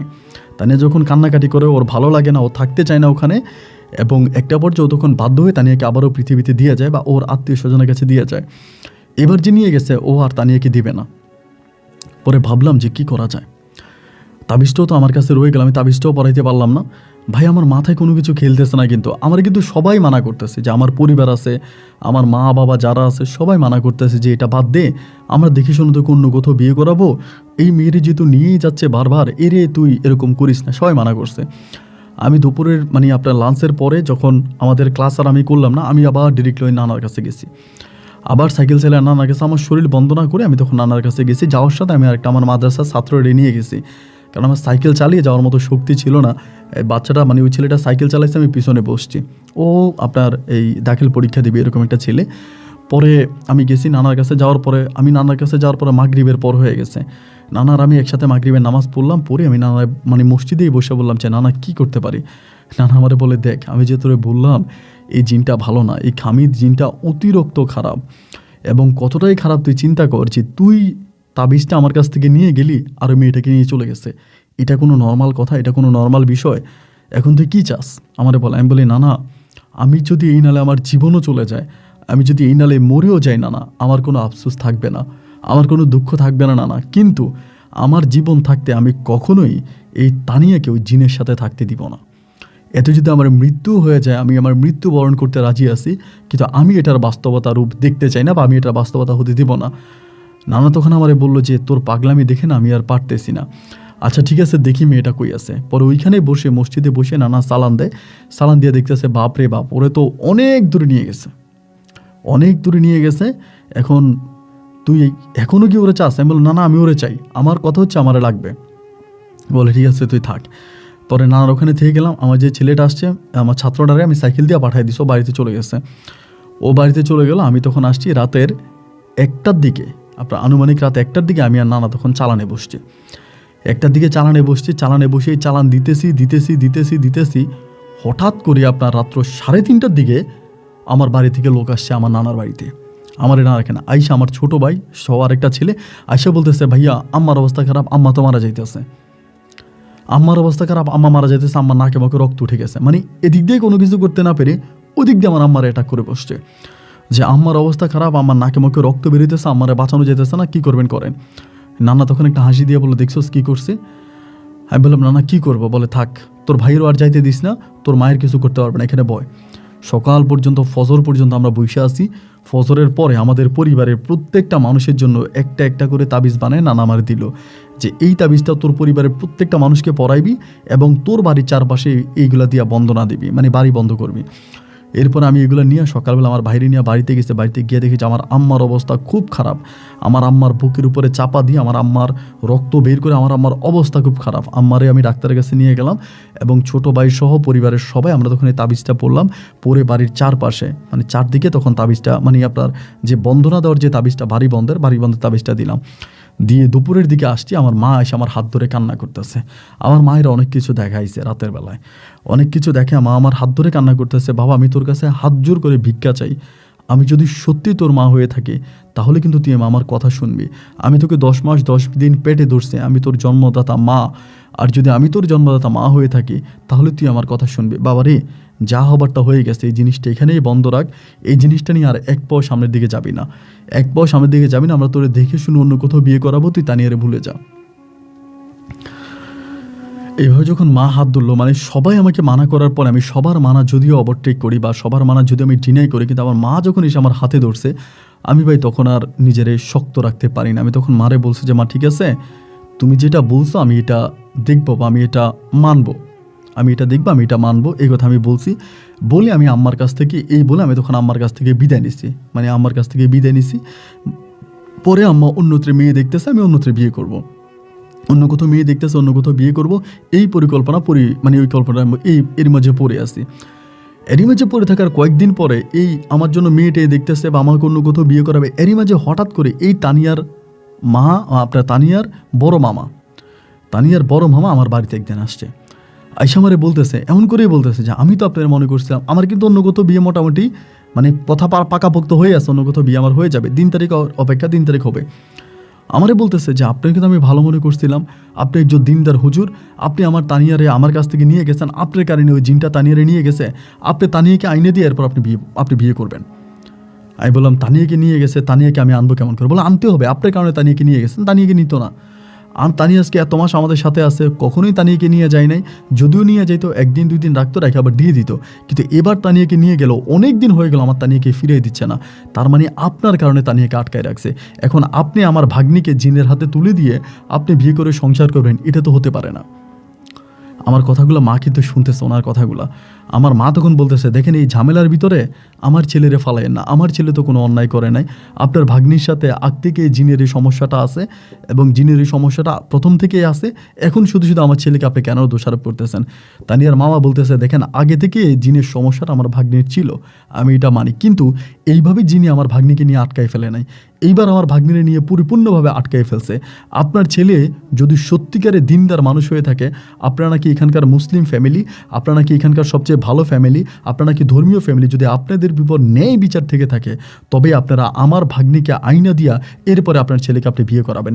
এর আগে যদি আপনার ছেলেকে আপনি বিয়ে করান, আপনি রোজ হাসরে আল্লাহর কাছে দায়ী থাকবেন। আমি আপনাকে অভিশাপ দিয়ে গেলাম। এই কথা বলে ওই লোকটা তখন চলে গেল, মানে মামা চলে গেল। মা তখন বসে আছে, বসে বসে আমার মা ডাক দিয়ে বসে বলতেছে, ইব্রাহিম তুই কি পারবি মেয়েটারে আনতে? এমন করে মা বলতেছে। বলি মা আমি চেষ্টা করলে পারবো। মা বলে চেষ্টা করলে পারবি? আমি বললাম হ্যাঁ, আমি যদি চেষ্টা করি আমি মেয়েটারে আনতে পারবো। আমার আম্মা বলে তাহলে একটু চেষ্টা কর। মা আমার এইবার বলে যে তাহলে একটু চেষ্টা কর। এইবার চেষ্টা কর কথা বললো। পরের দিন আমি এবার নানার কাছে আবার গেলাম যে নানা, এখন তো আমার পরিবারের সব মানুষ সেভ আছে, আপনি বাড়িও বন্ধ করছি। আমার মারও দিচ্ছে। নানা আমার বলে তুই না অন্য কোথাও বিয়ে করবি, খবর পাইলাম যে না অন্য কোথাও বিয়ে করবো না, আমি তানিয়ারে ফিরিয়ে আনবো, যদি বিয়ে করাই লাগে তানিয়াকে ফিরিয়ে আনার পরে অন্য কোথাও বিয়ে করবো। নানা বলে তাহলে আবারও চালাইবি? আমি বলে আবারও চালা। এরপরের দিন রাতে আমরা আবারও বসছি। ভাই এগুলো তো আসলে মানে বোঝানো যাবে না ভাই, এগুলো আপনারা বুঝবেন না, বললেও শুনবেন না। আমি আর নানা মনে করেন কাশি টানা খেলা খেলতেছি। এক পাশে জিনে ধরে কাশি টানতেছে, আরেক পাশে আমি আর নানা ধরে কাশি টানতেছে। মানে এটা এই কাশি টান হচ্ছে যে মন্ত্রের কাশি টান। জিনের ক্ষমতা দেখাচ্ছে, আমরা আমাদের তাবিজ তুমানের ক্ষমতা দেখাচ্ছি। আমরা একদিক থেকে টানতেছি, জিনে একদিন ধরে টানতেছে, মানে দুইজন দুই দিক ধরে টানতেছি, কোনোভাবেই আনার সম্ভব হচ্ছে না। তানিয়াকে সারাটা রাত আমরা কেটে গেল, সারাটা রাত আমি আর নানা এই সচাক কিন্তু সারা রাত আনতে পারলাম না। সকালবেলা ওইটা ফজরের নামাজ পড়ে আমরা কতটা ক্লান্ত হয়ে গেছি চিন্তা করেন। আমরা মসজিদে ঘুমাই গেছি, মানে মসজিদে শুয়ে পড়ছি। মসজিদে শুয়ে পড়ার পরে যখন ঘুম ভাঙলো আমার, তখন প্রায় ঘড়িতে আপনার 10টা থেকে 10:30 বেজে গেছে। মানে কত লম্বা ঘুম দিচ্ছি মসজিদের মধ্যে। 10:30 বাজে কেমন করে আমি দেখেছি আমার নানা কার সাথে জানি কথা বলতেছে বসে বসে। তো নানার যেহেতু প্যারানর্মাল জিনিসগুলো আগ থেকেই নানার জানা বা এগুলো নানা করা, তাই আমি ভাবলাম যে নানা ওগুলোর সাথে কথা বলে। আমি উঠছি, ঘুম থেকে ওঠার পরে হাত মুখ ধুইছি। নানা বলে চল বাড়ির দিকে চল। বাড়ির দিকে গেলাম, নানা নাতি দুজনেই হচ্ছে বাড়িতে গিয়ে গরম গরম ভাত খাইলাম।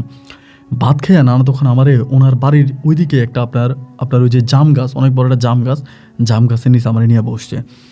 বৈশা আমারে বলতেছে নাতি রে, আমি মেয়েটারে তোর আইনে দিব, আমি একজনের সাথে কথা বলছি, আমার কাছে মসজিদে আসছে, ওর সাথে পরামর্শ নিছি, ওর ওই পরামর্শ অনুযায়ী আমি মেয়েটাকে তোর কাছে এনে দিতে পারবো। তো মেয়েটাকে তোর কাছে আমি এনে দিব, কিন্তু খবরদার তোকে এই জিনিসগুলো মানতে হবে। মানে কিছু জিনিস আমারে বললো যে এই জিনিসগুলো তোকে মানতে হবে, এই জিনিসগুলো যদি তুই না মানস যে কোনো সময় তুই মারা পড়বি। মানে এই মেয়েটাকে ওখান থেকে ফিরে আনার পরে তুই তার সাথে সংসার জীবনে তুই যে কোনো সময় মারা যেতে পারিস। মানে তোকে মেরে ফেলবে, তোকে এই জিনিসগুলো মানতে হবে। এখন কোন জিনিসগুলো মানতে হবে, এই জিনিসগুলো মানা বড় কঠিন। কয়েকটা জিনিসের কথা বললো, এই জিনিসগুলো মানা প্রচণ্ড রকমের কঠিন, অনেক কঠিন কাজ। মানে কঠিন কিছু শর্ত দিল যে এই শর্তগুলো তোকে ফিল আপ করতে হবে, মানে এই জিনিসগুলো তোকে মানতে হবে, এরপরে মেয়েটাকে এনে দেওয়া যাবে। কিন্তু এতে তোর জীবনটা রিস্কের উপরে থাক, তুই পুরোপুরি তোর জীবনে যতকাল বেঁচে থাকবি এই মেয়েটাকে নিয়ে ততকালই তুই একটা রিস্কের মধ্যে থাকবি, তুই যে কোনো সময় মারা পড়তে পারিস, তোর পরিবারে ক্ষতি হতে পারে। তো আমি বললাম যে নানা আমি তো আপনাকে আগেই বলছি, আমি মরণ পণ নিয়ে নিছি, আমি ওকে নিয়ে আসবো, এরপরে আমি মারা পড়ি আর যেটাই হোক আমি বলবো। নানা আমার বলে বাড়িতে যাও, তোর বাড়িতে আসবে মেয়েটা, রাতে বাড়িতে যাবে, যেখানেই থাকুক ও বাড়িতে যাবে। ওর নানা ওর মামারে বলবে যে রাতের মধ্যে মেয়েটা আসবে। আর কোত্থেকে আসবে বলে, কোত্থেকে আসবে এটা জানার তো দরকার নাই, তুই যা। তা আমি তো মোটামুটি একটু জানি নানা কী করবে না করবে। আমি তখন বাড়িতে চলে আসছি। আসার পথে ওর মামার বাড়িতে গেছি, মানে তানিয়ার বাড়িতে গেছি। তানিয়ার মামারে বললাম যে আজকে রাতে তানিয়া আসবে, আপনারা থাইকেন। বলে কি বলো তানিয়া আজকে রাতে আসবে? কোত্থেকে আসবে? মানে আসবে। ঠিকই তানিয়ার মামার ভাষ্য মতো রাত্র 1টা থেকে 1:30টার মধ্যে তানিয়া নাকি বাড়িতে আসছে। এবং কোত্থেকে আসছে, কীভাবে আসছে ওর মামা জানে না। ওদের যে বাড়ির গেট আছে, মানে টিন দিয়ে দেওয়া চারপাশে, ওই গেটের টিনের বেড়া খুলে ও নিজেই নাকি বাড়ির মধ্যে ঢুকতেছে। ওর মামা ওরে এটা জিজ্ঞেস করে না কোত্থেকে আসছে। বাড়িতে আসার পরেই ওর তখন গোসল করে না, খাবার দিল, খাবার খাইছে। এই খাবার খায় নাকি জায়গায় মানে ঘুমে নাকি ওইখানে ডুলে পড়ে গেছে। সকালবেলা খবর আসছে তানিয়া বাড়িতে আসছে। আমি সকালবেলা গেছি, যাওয়ার পরে ওই জায়গার ভিতরেই মানে ওর মামার সামনেই আমি তখন বললাম হুজুর ডাকেন। ওর মামা বলে কি বলেন আপনি? আমি বললাম হুজুর ডাকেন, আর কোনো কথা নেই, হুজুর ডাকেন। আমার বলতেছে দেখেন আপনার কোনো সমস্যা হয়ে যাবে পরে। আমি বললাম কোনো সমস্যা হইলে আমার সমস্যা হবে, আপনার সমস্যা তো হবে না, হুজুর ডাকেন। এর মধ্যে তখন হুজুর ডাকলো। হুজুর ডাকার পরে ওই সময় ওই জায়গায় বসে আমি তখন তানিয়ারে বিয়ে করি। এবং আমার পকেটে যে তাবিজটা ছিল ওই তাবিজটা আমি তানিয়ারে পরাই দিছি, ওই জায়গার মধ্যে পরাই দিছি। তাবিজটা তানিয়াকে পরাই দিলাম এবং তানিয়াকে তাবিজটা পরাই দেওয়ার পরে আমি তানিয়াকে ওখানে বিয়ে করছি। বিকেলবেলা আমার আব্বা আম্মারে খবর দিচ্ছে, আমার আব্বা আম্মা ওই বাড়িতে গেছে। যাওয়ার পরে আমি যেহেতু বিয়ে করে ফেলছি, আমার আম্মা তো আর কিছু করার নাই, আম্মা তখন চুপ হয়ে রয়েছে। আমি তখন বিকেলবেলা মানে সন্ধ্যার আগে আসরের পর আমার বউ নিয়ে আমি বাড়িতে আসছি। বউ নিয়ে বাড়িতে আসছে, আসার পরে তখন আমি বাসরঘর তৈরি করছি, বাসরঘর আমি তানিয়াকে নিয়েছি। আল্লাহ সাক্ষী, মানে আপনারা বিশ্বাস করবেন না, আমি যে রাতে তানিয়ার সাথে বাসর করেছিলাম, আমাদের পুরো গ্রামটা, মানে আমাদের যে একটা গ্রাম ছিল, পুরোটা গ্রামের মানুষ ওই রাতে ঘুমাইতে পারেনি। পুরোটা গ্রামের মানুষ, আমি আপনাকে আমার গ্রামের ঠিকানা দিচ্ছি, আপনি আমার গ্রামে এসে খবর নিয়ে দেখেন যে আমার গ্রামের একটা মানুষ সে রাতে ঘুমাইতে পারে নাই। প্রতিটা মানুষ মানে কারো টিনের ঘরের উপরে ঢিল মারতেছে, কারো ঘরের দরজায় এসে লাথি মারতেছে। শুধু আমাদের বাড়ি ব্যতীত আমাদের পুরো গ্রামবাসীর উপরে এমন অত্যাচার করছে যেটা বলার মতো না। অনেকে ডাক দিতেছে, ঘর থেকে বের হয়েছে, ঘর থেকে বের হইলে পরে গৌরে থাপ্পড় মাইরে এখানে অজ্ঞান বানায় ফেলতেছে, আবার এরে মারতেছে, ওরে মারতেছে, এরে ধরতেছে, ওরে মারতেছে। মানে সারাটা রাত একটা নরকের মতো নাকি কাটছে। সকালবেলা দেখলাম যে এই অবস্থা। এবার আমি সকালবেলা যেই 4টা জিনিস আমি আমার বাড়ির চারপাশে পুঁতে রাখছিলাম, এই 4টা জিনিস তখন আমি ওখান থেকে উঠে আমার পুরো গ্রামের চারপাশে দিছি। আমার যে একটা গ্রামের এরিয়া আছে, আমার গ্রামের চারপাশে আমি তখন এই তাবিজগুলো পুঁতে দিছি। তাবিজগুলো পুঁতে দিয়ে আমি তখন ওর সাথে সংসার করতেছি, তানির সাথে সংসার করতেছি। এইভাবে আমার জীবন কাটতেছে। আমি মাদ্রাসায় যেতেছি, শিক্ষকতা করতেছি, ওর সাথে সংসার করতেছি। আর এই জিনের কোনো ঝামেলা আমার সামনে, অ্যাটলিস্ট আমার সামনে পড়তেছে না। ওই নানা আমাকে যে যে ক্যাটারিয়াগুলো বললো, আমি শুধু ওইগুলো মাইনা চলতেছি। যে যে জিনিসগুলোর কথা বললো, ওই জিনিসগুলো মাইনা চলতেছি। শুধু নানা আমাকে একটা কথাই বললো যে আমি যাতে কোনো মৃত মানুষকে স্পর্শ না করি। আমি ওই সবগুলো কথা বলতে পারবো না, কারণ সবগুলো কথা বললে অনেক সময় লাগবে। আমি জাস্ট একটা কথা বলি, নানা আমাকে একটা কথা বললো যে কখনো যাতে কোনো মৃত মানুষকে আমি স্পর্শ না করি, মৃত মানুষকে না ধরি। তো এই অবস্থা নানা আমাকে বলে দিল। তো যাই হোক, আমরা তো ওইভাবে পড়ে আসছি বা হলো। তো এরই মাঝে তানিয়ার ঘরে আমার মানে তানিয়া প্রেগনেন্ট হয়, মানে বেবি হবে, ও প্রেগনেন্ট হয়। আমরা ডাক্তারের কাছে নিয়ে যাই, ডাক্তার দেখায়নি, ভালোভাবে আছে। ওর বাচ্চা হওয়ার প্রায় আপনার মাস দেড়েক আগে আমাদের মাদ্রাসাটা ছিল বা একটা টিনের মাদ্রাসা, মানে টিনের ঘর ছিল আর কি। টিনের ঘরে যে মাদ্রাসাগুলো হয়, টিনের ঘরে মাদ্রাসা। এবং ওখানে যে ইলেকট্রিক লাইনগুলো ছিল, মানে কারেন্টের লাইনগুলো ছিল, ওই লাইনগুলো ছিল ধরেন আপনার এরকম মানে ছিটানো, ওয়ার্ল্ডিং করা ছিল না। ওয়ার্ল্ডিং তো না, বিল্ডিং করলে ওয়ার্ল্ডিং হতো, ওয়ার্ল্ডিং না, এরকমভাবে দেওয়া আছে। এমন করতে করতে আমি ক্লাস করতেছি, দুপুরবেলা হঠাৎ করে চিৎকার পড়ছে আমাদের ক্লাস 3 না ক্লাস 4-এর রুম থেকে। চিৎকার আসছে, ওখানে নাকি কারেন্টে ধরছে। তো কারেন্টে ধরছে এরকম চিৎকার আসছে। আমি তখন দৌড়ে গেছি, যাইয়া ওই মুহূর্তে দেখছি ওরা কারেন্টে ধরে আছে। ওই কারেন্টে ধরে আছে এবং কারেন্টে ধরা অবস্থায় ও আছে। এইটা দেখার পরে মানে তো কারেন্টে ধরে আছে, তো মানে বাচ্চারা সবাই চারপাশে দাঁড়ায় আছে, অনেকে দাঁড়ায় আছে। আমি দৌড়ে গিয়ে ওরা ধরছি, মানে ওরা ধরছি, ধরার পরে আমি ওরে নিয়ে পড়ে গেছি। তো পড়ে যাওয়ার পরে এই সাথে সাথে ওকে আমরা ডাক্তারের কাছে নিয়ে গেলাম, সাথে ডাক্তারের কাছে নিয়ে ওরা ডাক্তার বলে মারা গেছে, মানে মারা গেছে, মৃত। তো মৃত হওয়ার পরে তো আর কিছু করার নাই। পরে ওর পরিবার ওকে নিয়ে গেছে, ওইখানে ওর দাফন কাফনের ব্যবস্থা হয়েছে। আমরা এই সুন্দর সময়ের দাফন হয়েছে, আমি ওখানে ছিলাম, উপস্থিত ছিলাম। ওর দাফন কাফন হওয়ার পরে আমরা তখন বাড়িতে আসছি। আসার পরে ওই দিন ভাই আমি খেয়াল করে দেখি যে আমার বউ কেন জানি, মানে তানিও তো এমনিই ভালো ছিল, বাট ওই দিন অনেক খুশি। মানে মন মানসিকতা অনেক ভালো, আচার আচরণ অনেক ভালো, কথাবার্তা অনেক ভালো, মানে এতটাই খুশি বলার মতো না, খুব খুশি আমার সাথে। ওই দিনে তার খুশি দেখে আমি না কেমন জানি একটু, মানে আমার বউ এত খুশি তো এর আগে আমি কখনো দেখি না। ওর মুখে এত মিষ্টি হাসি, এত মধুর কথা, মানে কেমন জানি একটু অন্যরকম। যাই হোক, আমার বউ খুশি, আমিও খুশি, আলহামদুলিল্লাহ। এরপরে রাতে খাওয়া দাওয়া করলাম, করে আমার বউরি নিয়ে আমি শুয়েছি। শোয়ার পরে না হঠাৎ করে আমার বলতেছে যে আমার না তোমার সাথে একটু বাইরে যেতে ইচ্ছে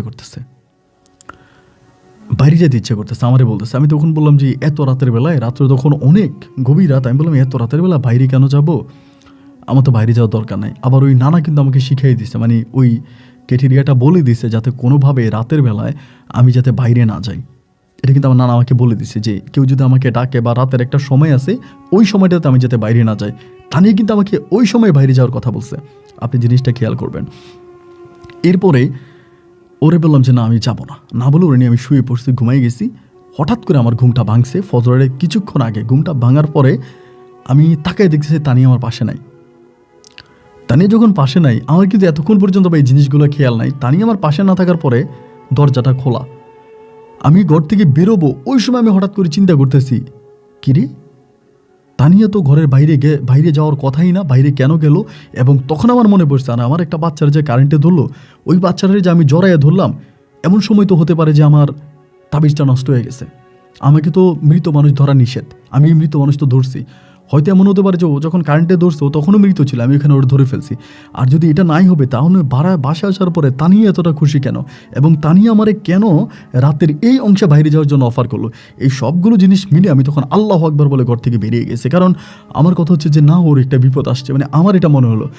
বের হওয়ার পরে আমি দেখতেছি যে আমাদের বাড়ির পাশে একটা জমি আছে, এই জমিটাতে আপনার চাষাবাদ করবে, জমিটাতে মানে আপনার হাল দেওয়ার পরে পানি দিছে।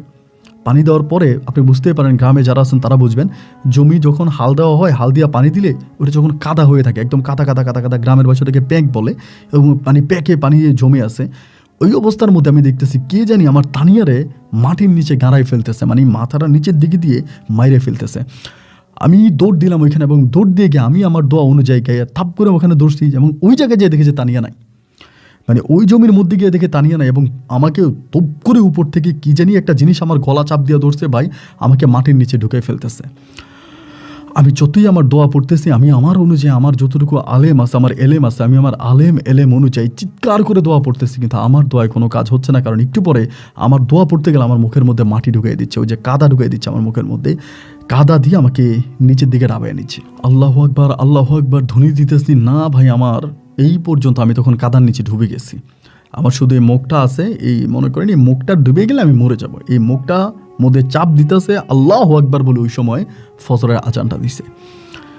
ফজরের আজানটা দেওয়ার পরে আমার কাছে মনে হলো অন্ধকার পৃথিবীটা মুহূর্তের মধ্যে আলোকিত হয়ে গেছে। অন্ধকার এই পৃথিবীটা মুহূর্তের মধ্যে আলোকিত হয়ে গেছে, ছাদ করে একটা শব্দ হইল।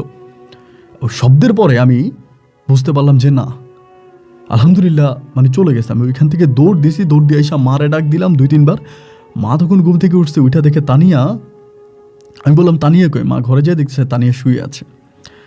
তানিয়া আমার পাশে শুয়ে আছে। তানিয়ার শরীরে কাদা তো দূরের কথা, তানিয়া শোয়া থেকে উঠে নেয়, তানিয়া আমার পাশেই ছিল, কারণ ওর শরীরে কিন্তু তাবিজ আছে, তানিয়ার শরীরে কিন্তু তাবিজটা রাখা আছে। ওই কিন্তু শোয়া থেকে উঠে নাই। মানে আমি যে এতক্ষণ দেখলাম জামজা, এরপর আমি গোসল করলাম, গোসল করে আমার গোসল করে আমি তখন কী করলাম, সাথে সাথে মানে আমার নানারে খবর দিলাম, এবং আমার ভাইরে পাঠিয়ে দেওয়া নানার কাছ থেকে তাবিজটা আইনা, দ্রুত তাবিজটা আইনা আমি তাবিজটা পড়ছি। তাবিজটা পড়ার পরে আমি তানিয়ারে জিজ্ঞেস করলাম যে তানিয়া, তুমি কালকে রাত্রে আমাকে এই টাইমের ভিতরে কেন তুমি বললা যে তুমি বাইরে যাবা, তোমার বাইরে যেতে ইচ্ছে করতেছে? আমাকে বলে, এটা আপনি কী বলেন, আমি তো রাতের বেলায় ঘুম থেকেই উঠি নাই। আমি তো রাতের বেলায় ঘুম থেকে উঠে নাই। বলে না, রাতের বেলায় তুমি ঘুম থেকে উঠি নাই, তাহলে তুমি এটা বললা যে আমারে? বলছি আমি আপনারে, কিন্তু আমি আপনারে বলি না। ও ডিরেক্টলি বলতেছে আমি আপনারে বলি না, আমি তো ঘুম থেকে উঠি নাই। আমি হঠাৎ করে রাতে দেখলাম যে তুমি আমার পাশে নেই। ও বলে না, আমি তো আপনার পাশেই ছিলাম। পরে তাবিজটা পড়লাম, তাবিজটা পড়ার পরে আমার যেটুকুন মনে হলো যে আমি ওই যে লাশটা ধরেছি এবং এটার জন্য এই অবস্থাটা হয়েছে। যাই হোক, এরপরও পরে আসি। এরপর থেকে হলো কি জানেন, আমার শুধু স্বপ্নে দেখায় এই খামিদকেই স্বপ্নে দেখি আমার কাছে কাঁদে, শুধু এসে কাঁদে, ওরে ভালোবাসে, ওরে কখনো কষ্ট দিবে না, ওরে নিয়ে যেতে চায়, মানে শুধু আমার কাছে এসে কান্নাকাটি করে।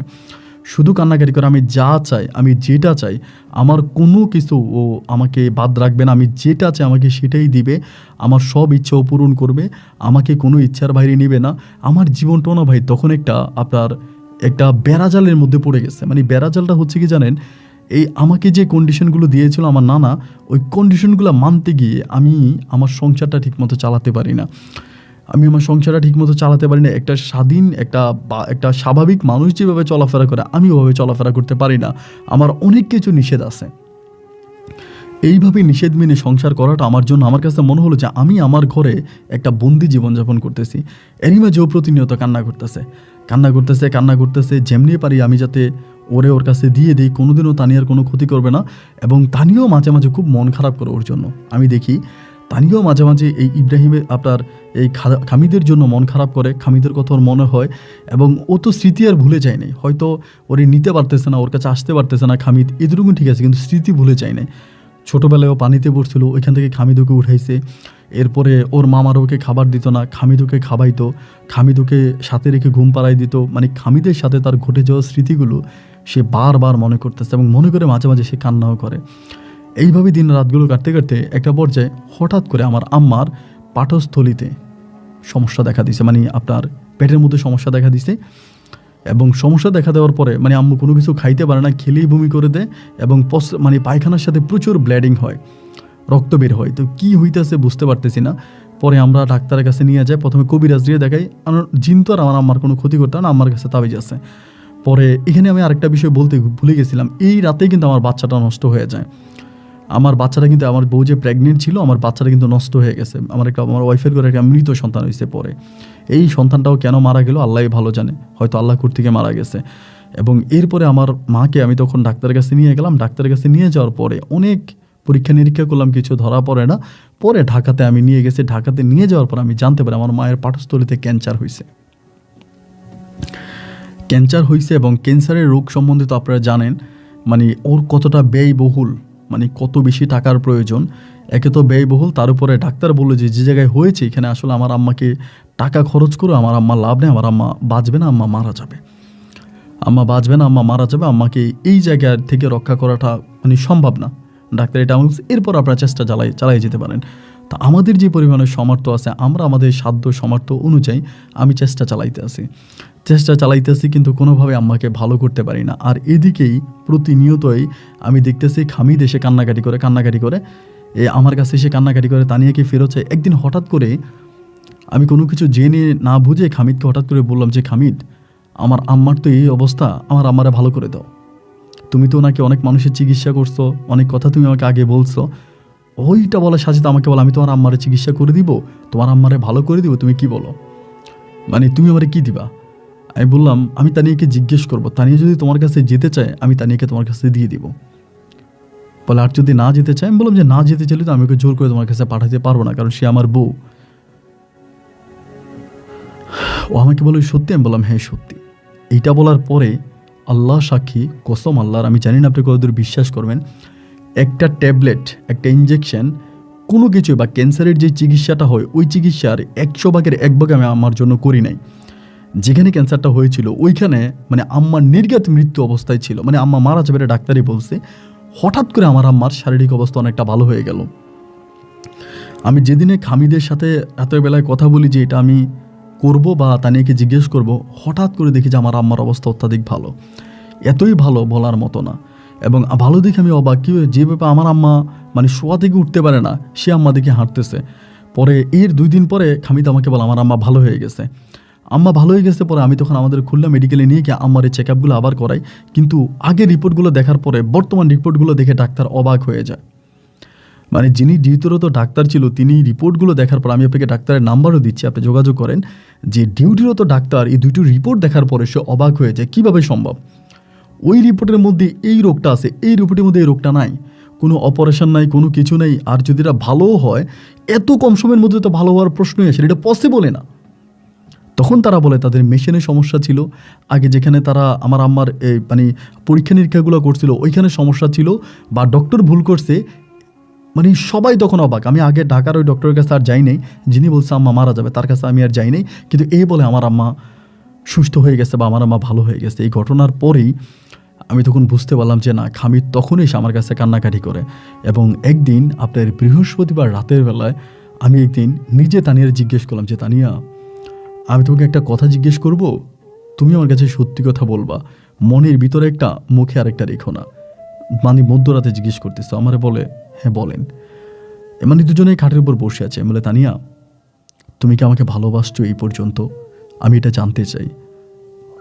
ও নিচের দিকে তাকিয়ে আসছে, কিছু বলে না। আমি বললাম তুমি কি খামিদের কথা মনে পড়ে? বলে হ্যাঁ পড়ে।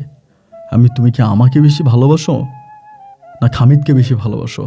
আমাকে এটা বললে আপনি মনে কষ্ট পাবেন। আমি বললাম না, আমি কষ্ট পাবো না, আমি কথা দিলাম আমি কষ্ট পাবো না, কিন্তু আমি জাস্ট জানতে চাই। আমাকে বলে আমি খামিদকে বেশি ভালোবাসি। আমি বললাম ও তো একটা জিন। বলে ও আপনার কাছে জিন, কিন্তু আমার কাছেও জিন না। ও আপনার কাছে জিন হতে পারে, পৃথিবীর মানুষের কাছেও জিন হতে পারে, কিন্তু আমার কাছে ও একজন স্বাভাবিক মানুষ। ও একজন স্বাভাবিক মানুষ আমার কাছে। আমি তখন বললাম সত্যি তোমার কাছে একজন স্বাভাবিক মানুষ? বলে হ্যাঁ, আমার কাছেও একজন স্বাভাবিক মানুষ। তুমি কি ওর কাছে যেতে চাও? বলে আমি যদি ওর কাছে চলে যাই তাহলে তো আপনি কষ্ট পাবেন। আমি যদি তোমাকে যেতে দিই তবে যাবা? আমাকে বলে হ্যাঁ যাব। আমি তখন আর লেট করলাম না। আসলে আমি জানি না এই সময় আমি এই কাজটা কেন করলাম। আমি সাথে সাথে ওই রাতের মধ্যে ওর হাত থেকে তাবিজটা খুলে ফেলছি। তাবিজটা খুলে ফেলে তাবিজটা আমি আমার হাতে নিয়েছি, নিয়ে আমি বলতেছি যে আমি তোমার কোনো ক্ষতি করব না। খামিদকে আমি যতটাই খারাপ মনে করছিলাম, খামিদ আসলে অতটা খারাপ না। জিনদের মধ্যেও ভালো খারাপ আছে। আমি তোমার সাথে থাকি এটা তার পছন্দ না, এবং পছন্দ না হওয়ার কারণেই সে অনেক কষ্ট পাচ্ছে। যদি সে তোমাকে ভালোবাসে বা তুমি যদি তাকে ভালোবাসো, তাহলে তোমাদের মাঝে আমি এই তাবিজের বন্ধনটা রেখে, মানে তাবিজটা রেখে, তাবিজের ওই দেওয়ালটা রেখে তোমাদের সম্পর্ককে আমি আলাদা করতে পারবো না। এই বলে আমি তখন তানিয়াকে বুকে জড়িয়ে ধরে শুয়ে পড়লাম। এটাই তানিয়ার সাথে আমার শেষ শোয়া। সকালে ঘুম থেকে উঠে দেখে আমি তানিয়া নাই। আমি জানি তানিয়াকেও নিয়ে গেছে।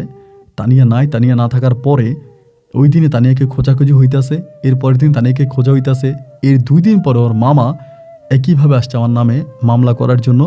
আমি নাকি তানিয়াকে কোথাও বিক্রি করছি, তানিয়াকে বিক্রি করে ওই বিক্রির টাকা নিয়ে আমার আম্মার ক্যান্সারের চিকিৎসা করেছি, এই বলে তিনি আমার নামে একটা থানায় মামলাও দায়ের করে। এবং সেই মামলা থেকেই আমি অনেক রকমে, মানে অনেকভাবে, আমি সব কিছু ক্লিয়ার বলা যাবে না, শুধু এইটুকুনি বলেছে ওই খামিদ আমাকে অনেক সাহায্য করে মামলা থেকে রেহাই পাওয়ার জন্য। লয়ারের ঠিকানাও সে আমাকে দেয়। আমাকে যে লয়ারের ঠিকানা দেয়, আমাদের খুলনা না অন্য একটা লয়ার, চিটংয়ের একটা লয়ারের ঠিকানা আমাকে দেয়। আমি সেই খুলনার মামলাটা চিটংয়ের একটা লয়ার দিয়ে আমি তখন নড়ি। উনি মামলাটা আমাকে নাড়ায় এবং কিছু টাকা পয়সা লাগে, ওই টাকা পয়সাগুলো যেভাবে হোক ম্যানেজ হয়, এবং ওই মামলা থেকে আমি তখন খালাস পাই। এবং মামলা থেকে খালাস পাই, সেটাও একটা মানে অবাক করা বিষয়। মানে এই তানিয়া কিন্তু ওর মামার কাছে আসে, মানে এই মামলা চলা অবস্থায় ওর মামার কাছে আসে। ওর মামার কাছে এসে ওর মামাকে ও সব কিছু বুঝায় বলে, কিন্তু ওর মামা ওই মামলা উঠায় না। এরপরে উঠায় না, কিন্তু আল্লাহর তরফ থেকে আমার মনে হয় মামলাটা ঢিসমিস হয়ে যায়, মামলা থেকে আমি রক্ষা পাই। এরপরে তানিয়া ওখানে চলে যায়। তো তানিয়া চলে গেছে আজকে প্রায় আপনার অনেক বছর, প্রায় আপনার 17, 18 বা 20 বছরের কাছাকাছি হয়ে যাবে। তো এরই মাঝে আমার পরিবার আমাকে বিয়ে করে, আমি অন্যত্রে বিয়ে করি। আমার 2টা ছেলে আছে, একটা মেয়ে আছে। আমার 2টা ছেলেই কোরআনে হাফেজ, 2টাকে আমি কোরআনে হাফেজ বানাইছি। আমার মেয়েটাকে আমি দিনী লাইনে পড়াশোনা করে দিয়েছি। ওখানে আমার বউ আছে, আমার মা মারা গেছে, আমার আব্বা এই তো আপনার 2 বছর আগে মারা গেল। তো আমার পরিবারে আমার ভাই আছে, আমি আছি, আমরা এখন ভালো আছি। আমার ভাইও একজন দিনী আলেম। তো অবাক করা বিষয় হচ্ছে এইটা যে এখনও তানিয়ার সাথে আমার দেখা হয়। আমার যেই কোনো সমস্যাতে আমি তানিয়াকে সাথে পাই, এবং তানিয়া মাঝে মাঝে তার নানার বাড়িতেও আসে, ওর মামার সাথে কথা বলে, ওর মামির সাথে কথা বলে। এখন ওর অনেক বয়স হয়ে গেছে, ওরে জিজ্ঞেস করে তুই কোথায় থাকিস। হঠাৎ করে আসে এবং এসে ওর মা মামির সাথে দেখা করে, একদিন থাকে, খুব বেশি মানুষের সামনে থাকে না, ঘরের মধ্যেই থাকে, এবং এখান থেকেও আবার চলে যায়। আর এইভাবে যাতায়াত করতে করতে গ্রামের মানুষ একটা সময় ওর উপরে, মানে ও যদি এবার আসে ওকে আটকাবে, বা মানুষের মানে কৌতূহল যে গেছে, ও যখনই আসতো ধরেন ওরা তখনই মানে বাড়িতে মানুষ হুমড়ি খেয়ে পড়তো যে জিনের রাজ্য থেকে আসছে বা জিনের বউ আসছে, মানে মানুষই, গ্রামের মানুষ তো মানে হুমড়ি খেয়ে পড়তো। একটা পর্যায়ে ও এভাবে আর সরাসরি আসতো না, সরাসরি আসা বন্ধ করে দিয়েছে। ও তখন স্বপ্নে আসতো, বা মাঝে মাঝে স্বপ্নের মধ্যে এসে ওর মা মামির সাথে কথা বলতো, আত্মীয় স্বজনের সাথে দেখা করতো, একইভাবে আমার সাথেও দেখা করে। এখন ওর সাথে আমার কথা হয়। আমার বড় সন্তানটা যেদিন হবে, ও আমারে বলে যে হসপিটালে নিয়ে যান, বাড়িতে থাকলে আমার ওয়াইফ মারা যাবে। আমার সন্তানটা হওয়ার ঘন্টা দেড়েক আগেও আমাকে এটা বলে যে বাড়িতে নিলে মারা যাবে, হসপিটালে নিয়ে গিয়ে আমার সন্তানটাকে আমি দুনিয়াতে আনি। তো এখন বড় বিষয় হচ্ছে যে এই জিনিসটা আমি অনেকে এখন যে জেনারেশন আছে এরা অনেকেই বিশ্বাস করে। আমার ছেলের আমি যদি বলি যে তোমার সৎমা, তোমার আম্মুর সাথে আমার দেখা হয়, তোমার আম্মু আসে, তোমার আম্মুর সাথে কথা, বিশ্বাস করে আমার ছেলে। এরপরে আমার ছেলেরা অনেক উপহার দেয়। আমি যদি বলি যে এটা তোমার আন্টি দিছে, তোমার আম্মু দিছে, তোমার তানি আম্মু দিছে, বিশ্বাস করে না, হাসে। আমি যে না, ও দিছে। আমার অনেক কিছু ও দেয়, এখনও ও আমাকে অনেক কিছুই দেয়। এবং আমার কাছে যেটা মনে হয় যে আমি যদি ওকে ছেড়ে না দিতাম তাহলে আমার জীবন অনেক বড় সমস্যা হইতো। এবং খামিদ যেটা করছে, খামিদ এখনও, আমি জানি না খামিদের সাথে ওর সম্পর্ক কি, তাদের সম্পর্ক, তবে ও খামিদের কাছে অনেক ভালো আছে। এবং সত্যিকার অর্থে আমারও অনেক ভালো লাগছে, বা ওদের এই ভালো লাগা দেখে আমার নিজের অনেক ভালো লাগে। তো আপন ভাই, আসলে এই জিনিসটা আমি আপনাকে বলতে চাচ্ছিলাম, বা আপনার গল্পগুলো আমার ছোটো ভাই আপনার গল্প শুনে, আমার ছোটো ভাইয়ের বউ আপনার অনেক বড় ভক্ত, আপনার গল্প প্রতিদিন শুনবে। আমাদের তো আসলে পর পুরুষকে ওভাবে দেখা ঠিক না। আমার ওয়াইফ বা আমার হচ্ছে ছোটো বোনের বউ, ওরা আপনার গল্পগুলো মানে আপনার এই অডিও আকারে ওরা গল্পগুলো শোনে। তো আমরা পরিবারের মানুষরা আপনার গল্প শুনি, সেখান থেকে আমার ওয়াইফ এবং আমি আর আমার বড় ছেলে মিলে আপনাকে এই গল্পটা লিখলাম। যদি আপনি পারেন আমার গল্পটা প্রচার করবেন, সত্যতার জন্য আমরা আপনাকে আমাদের ফোন নাম্বার, আমাদের ঠিকানা দিলাম, আপনি চাইলে আসতে পারবেন। ভালো থাকবেন, আসসালামু আলাইকুম।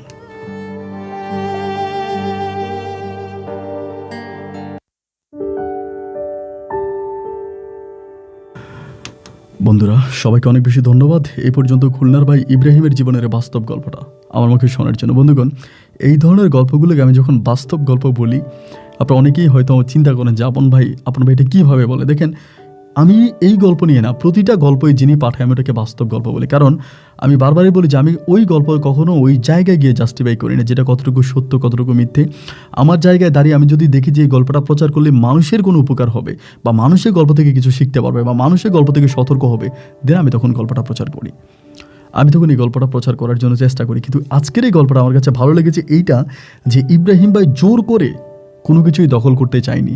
জোর করে আমি একটা কথা বলি যে রাজ্য জয় করা যায় কিন্তু কারো মন জয় করা যায় না। প্রায় 1 বছরও বেশি সময় ধরে কিন্তু তানিয়া সুলতানা ইব্রাহিমের সাথে সংসার করেছে এবং এরপরেও তানিয়া যখন বলল যে খামিদের জন্য তার কষ্ট হচ্ছে এবং এই নিঃসত্ত্বভাবে রাতের অন্ধকারে স্ত্রীকে খামিদের হাতে দিয়ে দেওয়া বা তাবিজ খুলে দেওয়া দিয়ে দেওয়া একই কথা হলো, এইটা আসলে সবার পক্ষে সম্ভব না। আর এইটা যারা করতে পারে তারাই পৃথিবীতে ভালো থাকে।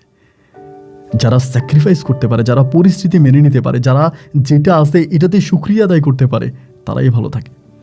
মানিয়ে নিতে পারা মানুষগুলো সত্যি দুনিয়াতে অনেক কম, কিন্তু যারা মানিয়ে নেয় তারাই দুনিয়াতে সত্যিকার অর্থে সুখী মানুষ। বন্ধুরা, গল্প কেমন লেগেছে অবশ্যই কমেন্ট বক্সে লিখবেন। এবং ইব্রাহিমকে নিয়ে আপনার কোনো কথাবার্তা থাকলে, হুজুর মাওলানা, তিনি একজন মাওলানা এবং তিনি বিভিন্ন জায়গায় খুলনার একজন নামকরা বক্তাও বটে, ওয়াজ মাহফিল করে। এখনকার উনি অনেক ব্যস্ত মাহফিল নিয়ে। আমাকে বললো যে আমি একটা মাহফিল ক্যান্সেল করে পর্যন্ত আমি আপনার গল্প লিখেছি। তো আল্লাহ তাআলা ওনাকে হয়তো তৈবা দান করুক, তিনি ভালো থাকুক, পরিবার নিয়ে সুস্থ থাকুক এবং তানিয়া যেখানে আছে, যে জায়গায় আছে, তানিয়া ভালো থাকুক। সবাই সবার জন্য দোয়া করবেন। আজ এখানে বিদায়, দেখা হবে অন্যদিন অন্য কারো বাস্তব জীবনের গল্প নিয়ে। আল্লাহ হাফেজ অ্যান্ড আসসালামু আলাইকুম।